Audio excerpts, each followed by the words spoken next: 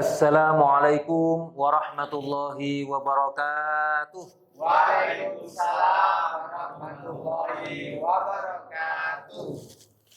Pohon salam di samping sumur. Yang jawab salam kami doakan panjang umur. Amin. Assalamualaikum warahmatullahi wabarakatuh. Waalaikumsalam warahmatullahi wabarakatuh. Pohon salam di bawah kelapa sawit. Yang jawab salam mudah-mudahan banyak duit. Amin. Assalamualaikum warahmatullahi wabarakatuh. Waalaikumsalam warahmatullahi wabarakatuh. Alhamdulillah lebih banyak lagi yang jawab karena pengen banyak duit ya. Pohon salam di tengah hutan. Yang jawab salam mudah-mudahan lunas hutang. Amin. Assalamualaikum warahmatullahi wabarakatuh. Waalaikumsalam warahmatullahi wabarakatuh. Alhamdulillah wa syukran lillah ala ni'matillah wala haula wala quwata illa billah. Allahumma salli ala Muhammad. Amma ba'du, hadirin wal hadirat, shaimin shaimat, sidang sholat berjamaah yang Allah muliakan. Alhamdulillah kita pada hari ini tepat di tanggal 10 Ramadan, yaitu berada di ujung fase awal yang dalam hadis hari pertama sampai ke 10 itu awaluhu rahmah. Nah hari ini ujungnya. Nah maka para jamaah sekalian sebelum besok ke fase kedua yaitu fase maghfirah, fase yang terakhir itqun minan nar, mari kita maksimalkan ibadah kita, amaliyah kita, khususnya puasa kita. Apakah sudah bagus atau belum amaliyah kita? Baca Quran kita, sholat kita, ya, tarawih kita, tahajud kita. Jangan sampai kita sia-siakan. Nah, para shaimin shaimat yang Allah muliakan, kita tentunya ingin berkualitas dalam beribadah. Jadi ibadah itu jangan hanya formalitas, tapi bagaimana menjaga kualitas ibadah kita.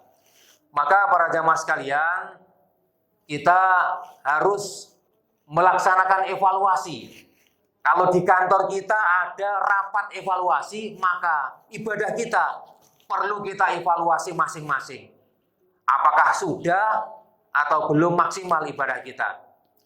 Nah, kemudian nanti para jamaah sekalian ada yang namanya malam yang mulia. Di satu malam itu namanya malam Lailatul Qadar. Nah, tentunya kita tidak mau ketinggalan agar kita mendapatkan malam Lailatul Qadar. Nah, ada satu riwayat yaitu sahabat Ibnu Abbas itu dalam tafsir Isyari ya mencirikan kapan sih malam Lailatul Qadar itu. Nah, yaitu malam khairun min alfi syahrin. Lebih baik, lebih bagus daripada 1000 bulan. Nah, kalau 1000 bulan itu dihitung sekitar 83 tahun. Masya Allah ya. Malam itu mulia sekali. Nah, kemudian tanazzalul malaikat waruh. Nah, malaikat turun mendoakan orang yang dapat malam Lailatul Qadar.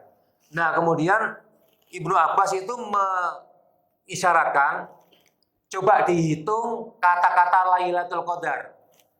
Lam, ya, lam, ta, alif, lam, kemudian qaf, dal, ro.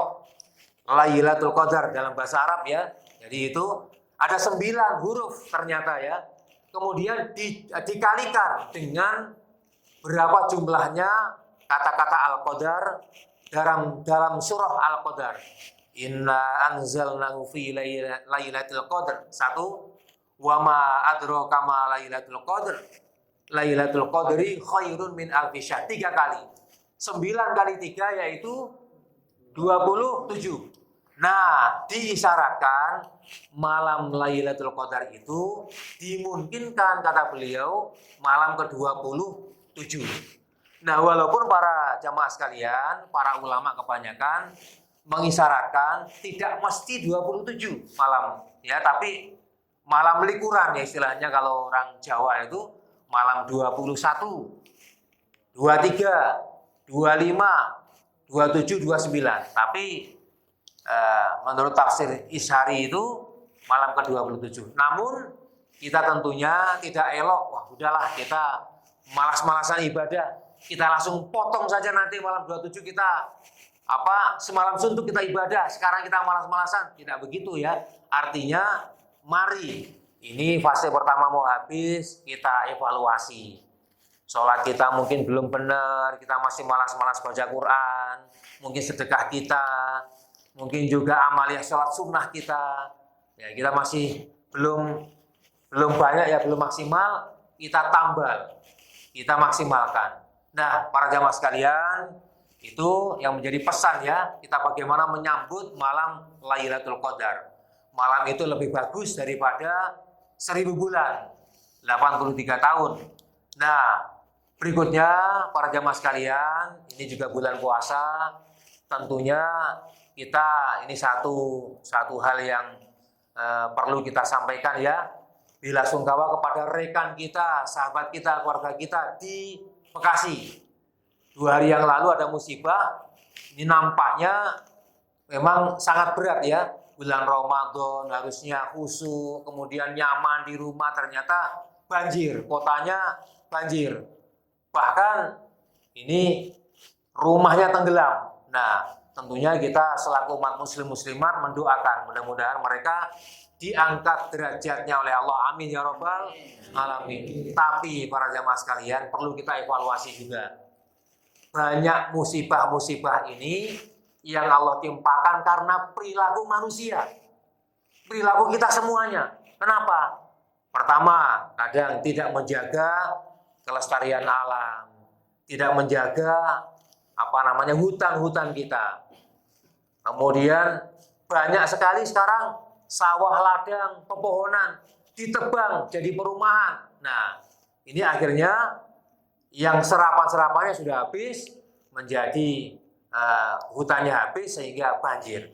Nah, ini satu pesan ya dari hadis qudsi, inni lahamu bi'adzabi ibadi. Kata Allah, aku kadang-kadang ingin mengadab hambaku, kata Allah. Ya. Tetapi Allah masih menahan karena ada 3 perkara. Yang pertama, ada yang menahan musibah itu diantaranya syuyukhun ruqqah. Para orang tua yang pada malam harinya sujud menangis karena Allah, menghamba kepada Allah. Nah, ini perlu kita evaluasi ya. Apa kita sebagai orang tua syuyukhun ruqqah, malam harinya kita sudah bangun bersujud pada Allah. Kadang-kadang bangun, tapi bangun untuk hanya kencing. Nah, ini repot kan? Malaikat sudah mau nyatat. Wah, sialan kata malaikat, ini ternyata kencing saja. Hampir salah tulis ya ini ya. Nah, ini. Jadi syuyukhun ruqqah, para orang tua yang sujud ingat pada Allah itu menolak bala, mencegah murkanya Allah. Yang kedua, kata Allah dalam hadis itu, hadis qudsi ya, sibyanan ruttah, bayi-bayi tanpa dosa menyusu. Nah, ini jadi bayi-bayi ini kan para generasi yang akan datang. Allah ini menahan murkanya karena ada bayi-bayi tanpa dosa ini menyusu dengan tenang, di pelukan ibunya nyaman kan. Jadi Allah tidak menimpakan murkanya. Kemudian wabaha iman ruttah, binatang melata, binatang ternak ini asri mencari makan, ada yang kemudian terlelap tidur. Jadi alam ini terjaga keasliannya. Bagaimana tidak Allah murka karena kita mengamalkan hadis ini terbalik. Nah, ini jadi akhirnya Allah murka. Terbalik bagaimana? Bayi-bayi dibuang di tempat sampah gara-gara orang tua malam-malam nyusu. Nah, ini kan akhirnya kan. Padahal harapannya harusnya malam-malam orang tua itu sujud di hadapan Allah. Ternyata bayi-bayi akhirnya dibuang. Ya, ditaruh di pos kamling, ditinggalkan. Gara-gara para orang tua malam-malam nyusu kebanyakan. Akhirnya muncullah itu tadi ya. Nah, para jamaah sekalian, ayo kita munculkan apa yang mencegah balak, yang tolak balak, yaitu menjadi suyukhon ruqqah, para orang tua, para generasi muda yang taat ibadah, sujud, tunduk patuh pada Allah. Nah, ini kita jaga kelestariannya alam-alam kita, sehingga mudah-mudahan musibah yang ada ini adalah teguran untuk kita dan ada hikmahnya untuk kita semuanya. Demikian mungkin sebelum saya tutup, mudah-mudahan apa yang saya sampaikan ini menjadi satu penyemangat untuk kita masuki fase yang kedua, bulan Ramadan tahun 1446 Hijriah. Mudah-mudahan kita diberikan kekuatan, diberikan keimanan zahir batin. Mudah-mudahan Allah berikan kita keistiqomahan sehingga bulan puasa ini kita laksanakan ibadah dengan maksimal, sehingga nanti kapanpun kalau Allah panggil kita dalam keadaan yang husnul khotimah. Amin amin amin ya rabbal alamin. Demikian, kalau ada sumur di ladang boleh kita menumpang mandi.